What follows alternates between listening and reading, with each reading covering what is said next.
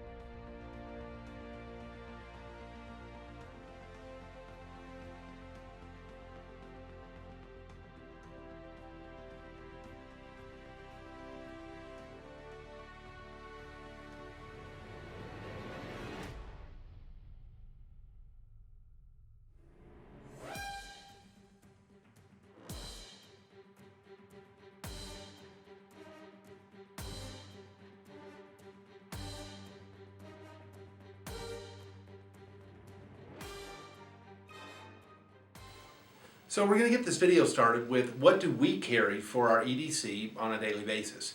Now for me personally, I've got two different weapons that I'll carry depending on the situation. And by the way, all the guns on the table have been safety checked. They're all empty. There's no bullets inside of any of them. And the first weapon is the Keltec PF9. And this is a very common 9mm subcompact pistol. And this one is sporting the Crimson Trace laser.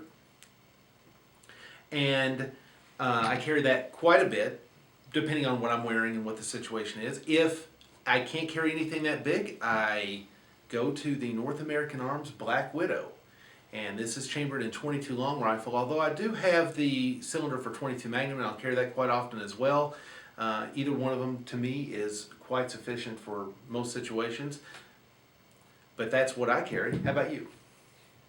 First off, I have the Keltec P32, which is the 32 ACP, no fancy laser. And next I have the Russian Makarov, and most of the Makarovs are chambered in 9x18. However, this has been reconfigured to do 9x17, which is 380 ACP. And I've found out that this is quite a bit heavier than that one, but this fits the bill in most situations.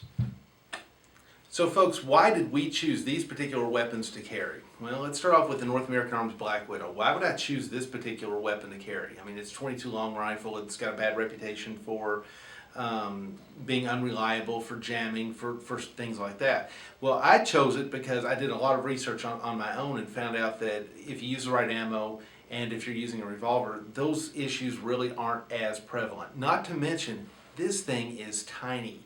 And there are many, many times, and this is my pocket holster, by the way, there are many, many times where I'm wearing clothes that I can't carry this and keep it concealed. Well, if I don't have something smaller, I go without, and I don't want to do that. So for my EDC choice for those times, it's a North American Arms Black Widow.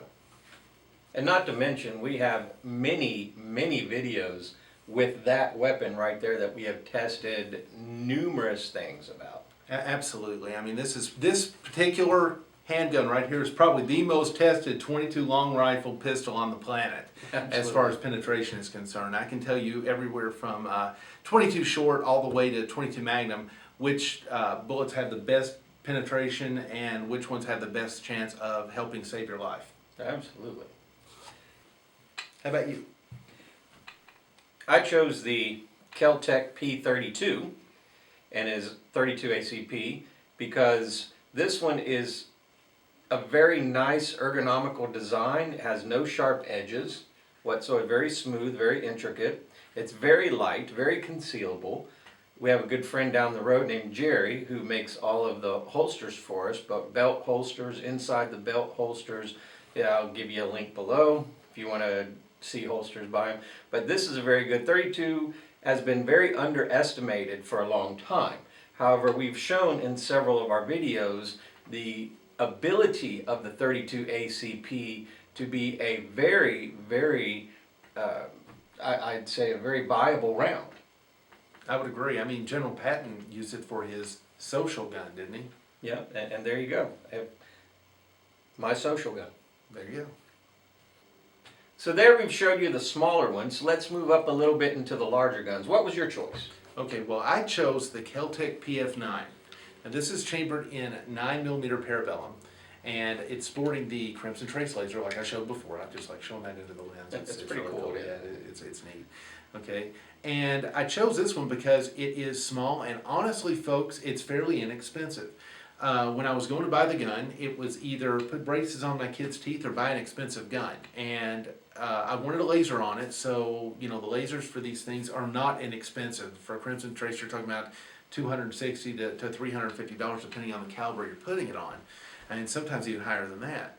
So for this particular firearm, I wanted to have a laser because I wanted to give myself every advantage. So I did a bunch of research on it to find out what was a very, very inexpensive but reliable everyday carry handgun. And I found the Keltec PF9. Now, is it a Glock? No, folks, but you're not paying a Glock price tag for it either. So, you know, that's why I chose what I chose on that. And why 9mm? Any particular reason? Well, it's a lot heavier than a 22. I showed before the 22 long rifle, and you can see the comparison in the bullet size right there. And I'll try to get a close-up of that here in just a moment. The 9mm is just a lot heavier than the 22, and it has a lot better chance to get through heavy clothing and barriers that you might find in wintertime than a 22 will. So when I started really doing research on wintertime self-defense or everyday carry defense, I found that the 9mm actually outdid the 22 for that. Very good. How about you? Why did you choose what you chose? I chose the 380, and like I said, this has been reconfigured to true 380, which is 9x17, 380 ACP. And I chose this one, this Russian Makarov, intentionally, because this Russian Makarov, you cannot kill this, you cannot break this. This is virtually, I said virtually, indestructible. Russian made unstoppable. And unstoppable. It's very simplistic in design, very simple, very few moving parts. Very, I mean, it's very well. This is a war machine that was developed to be very reliable. So it's very reliable, very durable. However, you pay the price in weight because this is steel. Because it is a war weapon, it is steel, and it does have a little bit of weight to it, unlike the polymer PF9 over there. However, if you don't mind a little bit of weight and heftiness to it, this is awesome, because the 380, here's the magazine to it, and yes, we have a loaded magazine to show you the capacity of it. And this one has 8 plus 1 in the chamber, would make 9 altogether if you put 1 in the chamber. So it has an 8 plus 1 capacity, which is exactly the same as the PF9. Absolutely, and I had to get the pinky extension for the PF9 to get that. It was 7 plus 1. So, and 380, we've done multiple tests with the 380, and depending on the brand name and the type of ammo you choose, with a 380 you can get anywhere from 9 to 16 and 17 inches of penetration. Absolutely, and you know, Full Metal Jacket on the 380, PoBoy, you shot that through a car door and then like 20 inches of wet pack. Yes, I mean it went a lot farther than we anticipated. Yeah, and that was Full Metal Jacket for sure. But I mean, we're talking some significant over penetration off the Full Metal Jacket. Okay, folks. Now the next section that we want to cover is lethality versus self-defense or stopping power. Now there's a lot of debate over stopping power and what that actually means as compared to lethality, and so forth and so on. But let's just talk about self-defense versus lethality. Okay, when you're talking about self-defense, what you're talking about is getting yourself out of a bad pinch. You're in a situation where somebody is attacking you, somebody is going to do you harm unless you take action. Or people. Or people. It It could be multiple people, that's correct. But they are going to do you harm unless you take action. It's inevitable. You're going to have harm done on you. Now, lethality says that you pull out something or you do something that will kill the person that's trying to do you harm. Self-defense says that you're going to do something that will get you out of that situation. Slow them down, make them retreat, stop them from doing you harm, give you a chance to retreat or collect yourself in a situation where you are not in danger anymore. And that's where we're going to lead off the debate here. On everyday carry pistols, are we really talking about lethal hand cannons that are built to cut a man in half, or are we talking about lethal enough to give you self-defense? And that's a very, very important question. So when we're talking about the smaller of the pocket pistols, like the North American Arms Black Widow, I can tell you right now, this can kill. Right now, I'm going to put videos up on this screen of skull after skull after skull being shot. And the longer I talk about this, the more skulls you're going to see being popped. Okay, I've stopped talking about that. This is extremely lethal. The 22 long rifle is probably the most lethal round for civilians in the world. More people die of it every year than all other calibers combined. It is a very, very lethal round. And it's so lethal around here, a lot of farmers used to slaughter and kill hogs with it. Hogs and cattle, for that matter. They use it on cattle as well. So this is an extremely lethal round. Will it stop a man? Will it actually pick a guy up and throw him through a wall? No, but neither will a 45. So I've always said it, and I'll say it again. If any bullet will stop a man, from a handgun, mind you, any bullet will stop a man, then the man will be stopped by a bullet. Okay, so you pull out any size gun, and the danger has been changed. The situation has been changed dramatically. That's what led me into the 22 long rifle and the Black Widow for carrying on those times that I can't carry the 9mm. How about you? I chose the 32 ACP and like you said, the Keltec P32 because if it really gets to be a bad or ugly situation and you have to do multiple shots, this one has very low recoil and you can do very quick follow-up shots without losing your target acquisition. And that's kind of why I chose this. It's small enough, the 32 ACP is a small enough round to have that quicker target acquisition, but a large enough round to do a lot of damage and to get you out of a pinch. And it is very lethal, and we're going to show you some videos right here of the 32 ACP doing some damage to skulls and more skulls and all kinds of things that even a turkey after Thanksgiving. Video. So yes, it can do a lot of damage, and that's why I chose that one. All right. Now moving on up the scale in size, we've got our larger everyday carry pistols like the 9mm, the Keltec PF9, and this is chambered in the 9mm Parabellum. This has a lot of firepower. 8 rounds in a single magazine of 9mm can do a whole lot of damage. And the reason why I chose that over the 380 was 1, 9mm is less expensive than 380. 2, there's just a lot of choices of 9mm. There's so many choices of ammunition out there that you can just basically take your pick on what you're looking for out of a round from 9mm. There's a lot of choices on the 380, but let's face it, there's a lot more for the 9mm than there is for the 380. It's such a common round, I always thought that I would find ammunition as well. 9mm is everywhere. You can go to Walmart still today and find 9mm, whereas sometimes on 380 you can't find it as easily.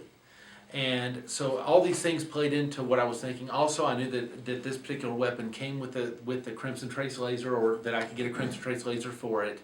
That played into it. And I knew that it would be a reliable handgun from what I'd seen on the internet. How about you? Well, you can't get any more tried, true, tested, battle tested than the Russian Makarov. Not at all. The Russians proved it in war. Their police carried it. The Polish police carried it and probably still do. And there's probably some European countries that still have these. The 380, although like I said, it's chambered in 380. The 380 was, the time I picked this up was plentiful, and then things started getting bad, the economy started getting bad, and 380 started getting a little bit scarce, but it's still trying to make a comeback now. But it's not as plentiful or easy to find as the 9mm. However, the ballistics on it and the purpose of it is just shy of the 9mm. And you can find very good special brands and rounds like the Hornady Critical Defense and all kinds of things that it has very good expansion and very good penetration, depending on the brand name, the grain and weight and size. And so you can find really good stuff. Now it has a little bit of a price to it, but you can find good stuff for it. Absolutely. So, we talked about what we carry. We talked about why we carry what we carry. So what advice would we have for somebody who's looking for an EDC carry weapon?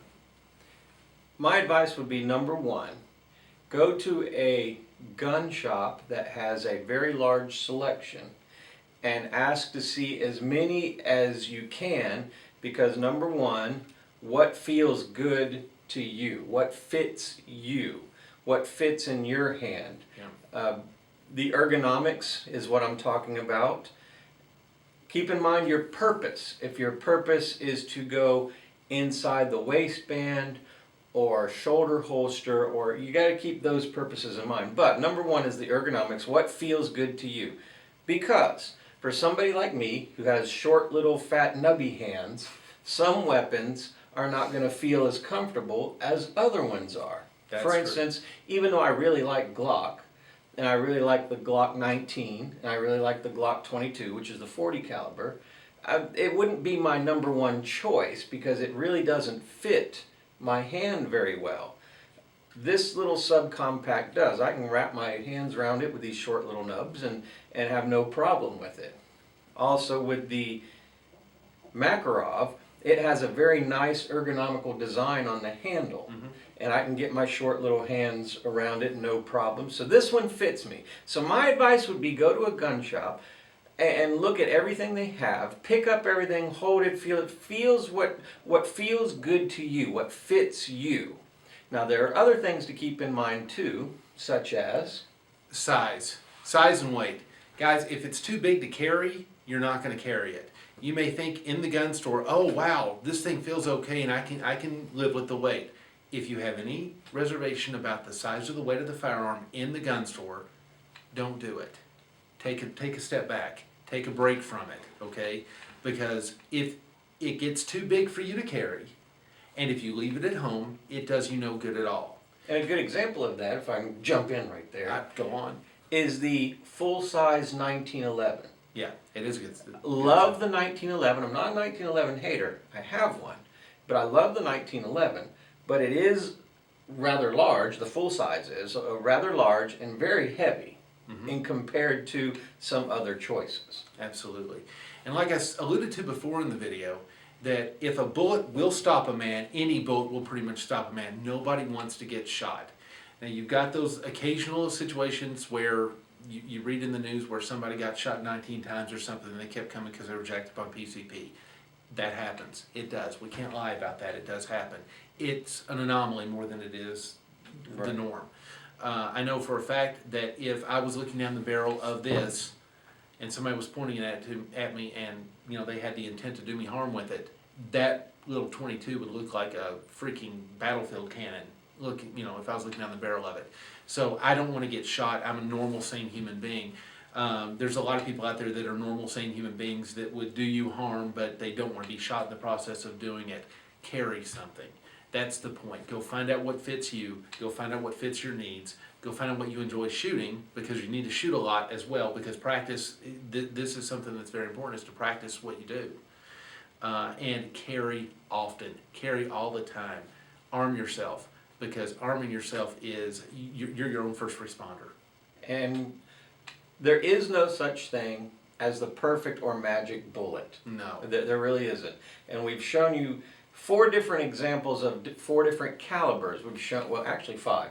22 long rifle, 22 Magnum, if you switch the cylinder out, 9mm, 380, and 32 ACP.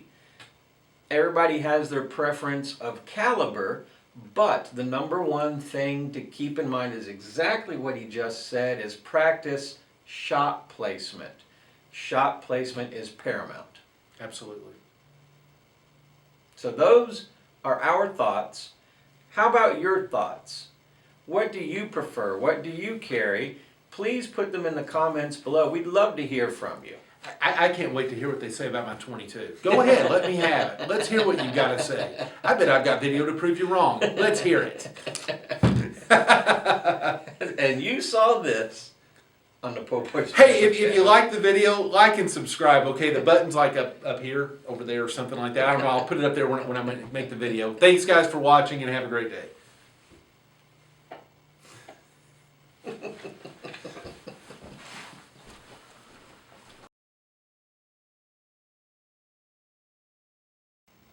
You're not giving me a 3 count. Give yourself a 3 count. All right. Hey, we're back. I did a lot of research on 22 long rifle, and I am not pointing this at PoBoy by any stretch of the imagination. This is my Black Widow. This is my Black Widow. Even when I close my eyes. That's right. I want to answer it too. I've got some good knowledge. I've got wisdom I'll here. bounce it back to you. Thank you. I appreciate that. Yeah, I feel better now. See, big smile. Big smile on that. If you have EDC problems, consult your doctor. You have a Black Widow for longer than 4 hours. I had to.